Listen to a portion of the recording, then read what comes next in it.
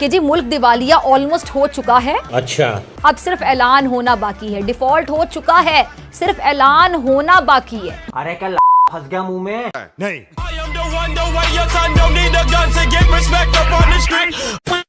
जी तो नाज़रीन, अगर इस वक्त पाकिस्तान की मुआशी सूरत हाल का अंदाज़ा लगाना है तो सिर्फ इस बात से लगाया जा सकता है कि आज अफगानिस्तान की करेंसी की कदर पाकिस्तानी करेंसी से ज़्यादा हो चुकी है।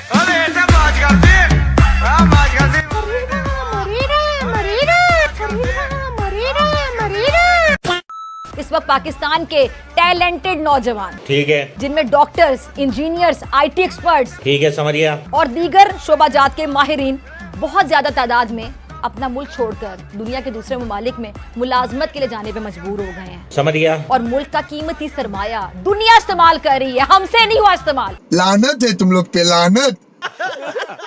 हमारे मुल्क से हमारे मुल्क का जो टैलेंट इस्तेमाल नहीं हुआ। अफसोस ही किया जा सकता है ना इस बात पे कि क्यों जा रहे हैं यहाँ से वहाँ बेचारे रोजगार ढूंढने के लिए, और दुनिया उनके टैलेंट को इस्तेमाल कर रही है और हुकूमत उनके लिए कुछ नहीं कर पा रही। आपने सबसे पहले घबराना नहीं है।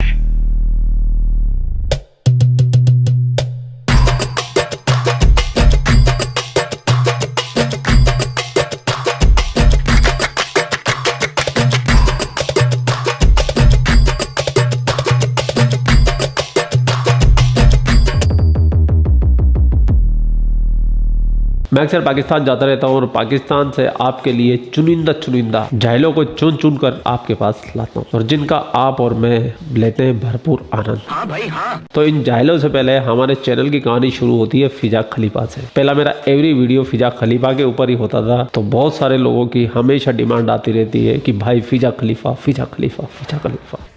तो आज आपकी सेवा में फिजा खलीफा हाजिर है। तो फिजा खलीफा को ये डर सता रहा है कि पाकिस्तान बन जाएगा श्रीलंका, और मैं तो अब ज्यादा बोल नहीं रहा हूँ और दूसरा बीच में भी नहीं बोलूंगा। मैं आपको मिलूंगा वीडियो के सीधा आखिरी में। आप फिजा खलीफा की झुंझलाहट का आनंद लीजिए। ये लोग क्यों मायूस हैं, और कौन है जो पाकिस्तान को श्रीलंका बनाने की ख्वाहिश रखता है, और कौन इसके लिए ग्राउंड बना रहा है? पता नहीं। क्योंकि जब हम ये देखते हैं कि मुल्क में महंगाई है और ये महंगाई हुकूमत और निजामिया के काबू में ही नहीं आ रही, तो हमें अवाम से ज्यादा हुकूमत मायूस और बेबस नजर आ रही है। वज़ीर आज़म साहब, जब मुल्क के काबिल, बासलाहियत, हुनरमंद, मेहनतकश लोग बेरोजगारी का सामना करते हैं और इन मेहनतकशों, हुनरमंदों, काबिल और बासलाहियत लोगों को हुकूमत के पास देने के लिए रोजगार नहीं होता, तो हमें हुकूमत मायूस और बेबस नजर आती है। वज़ीर आज़म साहब, पाकिस्तान को श्रीलंका बनाने की ख्वाहिश रखने वालों को मायूसी होगी, नहीं मायूसी हो रही है। यार बच्चों वाली बात करो। आप कह रहे होगी नहीं होगी, ऑलरेडी हो रही है। क्योंकि जब मुल्क में बिजली, गैस, तवानाई का बहरान जानबूझकर हुकूमत की नाअहली और गलत पॉलिसीज की वजह से पैदा कर दिया हो, तो हमें हुकूमत में मौजूद हर शख्स मायूस और बेबस नजर आता। उनको कारोबार के लिए डॉलर्स ही नहीं मिल रहे हो, और उनकी जो बाकी जो इंपोर्ट है वो करने की उनको इजाजत ही नहीं मिल रही। जो रॉ मटेरियल अगर इंपोर्ट करें उसकी इजाजत ही ना हो, और जिससे सनत बाकायदा जो पैदावार है उनकी पैदावारी सलाहियत है वो खो बैठे, और हुकूमत और इसके जो वुज़रा है तरक्की और मईशत की बेहतरी के दावे पे दावे करते चले जाए और कोई दावा पूरा ना कर सके, तो हमें वो दावे करते वुज़रा बड़े मायूस दिखाई देते हैं, बड़े बेबस दिखाई देते हैं। और वज़ीर आज़म साहब, पाकिस्तान को श्रीलंका बनाने की ख्वाहिश रखने वालों को मायूसी होगी नहीं, मायूसी हो रही है। जब सरमायाकारी का फुकदान है, तरसीलात ज़र में कमी का सामना है, डॉलर बेलगाम है, रुपया अपनी कदर खोता चला जा रहा है, तो वज़ीर आज़म साहब आपके हर खिताब में मायूसी ही मायूसी,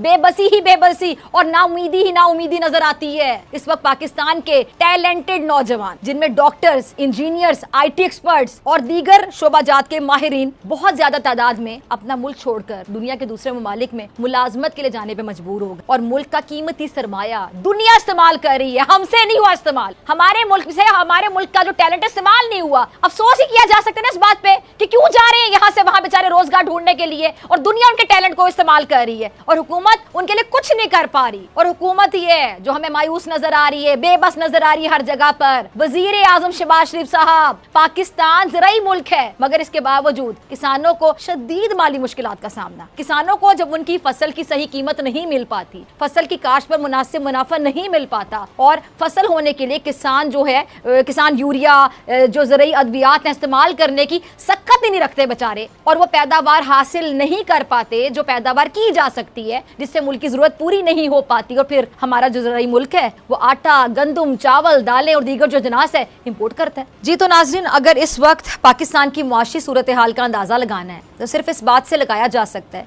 कि आज अफगानिस्तान की करेंसी की कदर पाकिस्तानी करेंसी से ज़्यादा हो चुकी है। ये सबसे बड़ी निशानी है इस बात की कि रियासत में चाहे कितने ही वसाइल से माला माल हो, बेशुमार दौलत हो और तेल के कुएं हों, कारून का खजाना निकल आए, लेकिन अगर सिस्टम और सिस्टम चलाने वाले ठीक ना हो तो वो रियासत और उसके अवाम ना कभी तरक्की कर सकते हैं, ना कभी इस्तेहकाम और खुद मुख्तारी देख सकते हैं। अफगानिस्तान में क्या था? अमेरिका दहाइयों से वहां तबाही फेर रहा था, खाना जंगी की सूरत हाल थी। अमेरिका के जाने के बाद इंसानी और मुआशी बहरान जन्म लेने वाला था, लेकिन इसके बावजूद इतने मुख्तसर से अरसे में अफगानिस्तान में पेट्रोल पाकिस्तान से सस्ता है, महंगाई पाकिस्तान से कम है, और उसकी करेंसी की कदर पाकिस्तानी रुपए से ज्यादा है। वजह क्या है? वजह है कि भले अफगानिस्तान के पास वसाइल कम, खजाना कम, कोई तेल का कुआं भी ना हो, लेकिन वहाँ का सिस्टम ठीक। वहाँ चोरी कोई भी करे सजा हाथ काटना है, कत्ल कोई भी करे सजा मौत है। अमीर और गरीब के लिए कानून बराबर है। अगर किसी जुर्म की सजा कोड़े हैं तो वो गरीब को भी लगेंगे और अमीर को भी। अफगानिस्तान में सिस्टम और सिस्टम चलाने वाले ठीक हैं, लेकिन पाकिस्तान जो कि दुनिया की वाहिद इस्लामी एटमी रियासत है, जिसके पास कुदरती वसाइल भी हैं, जिसकी 60% आबादी नौजवानों पर मुश्तमिल है, लेकिन इसके बावजूद पाकिस्तान दिवालिये के करीब है। पाकिस्तान की हालत ये है कि दवाओं के जो बड़े बहरान है उसका खदशा है, अद्वियात तक का, और हुकूमत के पास सिफारत खानों को देने के लिए पैसे तक नहीं है। और इस महीने तमाम सरकारी मुलाजिमीन की तनख्वाहें रोक ली गई। फंड्स की कमी के बायस तरक्याती स्कीमें भी बंद कर दी गई हैं। और तो और अब आप ये देखें कि जो हमारे मुल्की हालात हैं वो यहाँ तक पहुँच गए हैं कि आपको अलल ऐलान कुछ लोग टीवी पर आकर ये बताते हुए दिखाई देंगे, सुनाई देंगे कि जी मुल्क दिवालिया ऑलमोस्ट हो चुका है, अब सिर्फ ऐलान होना बाकी है। डिफॉल्ट हो चुका है, सिर्फ ऐलान होना बाकी है। आज डॉन की असेसमेंट है रिपोर्ट के अंदर कि वो कहते हैं कि डॉलर अगर IMF की बात मान ली जाए तो डॉलर एकदम 330 रुपए पे चला जाएगा, और ये 330 रुपए पे डॉलर जाने का मतलब यह है कि आपकी एकदम इकोनॉमी का जो है धर्म तख्ता हो जाएगा। और दूसरी बात यह है कि पाकिस्तान 6 अरब डॉलर आपके रिजर्व रह चुके हैं। 2 महीने से पाकिस्तान के जो फॉरेन ऑफिस में एम्प्लॉइज हैं बाहर बैठे हुए, जो पाकिस्तान के स्पेशल एनवाई हैं, जो सफीर पाकिस्तान का झंडा लेके चलता है उर्दन के अंदर, अमेरिका के अंदर, बरतानिया के अंदर, उनको तनख्वाहें नहीं मिली क्योंकि आप डॉलर नहीं दे सकते।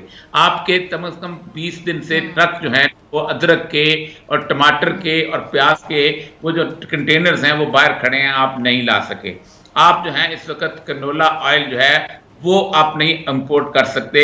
आपका वो क्राइसिस बनने वाला है। आप आज पोल्ट्री फीड्स वालों ने कहा है कि हमें पोल्ट्री फीड्स के लिए जो चीजें आनी थी वो इंपोर्ट के लिए आपके पास डॉलर नहीं है।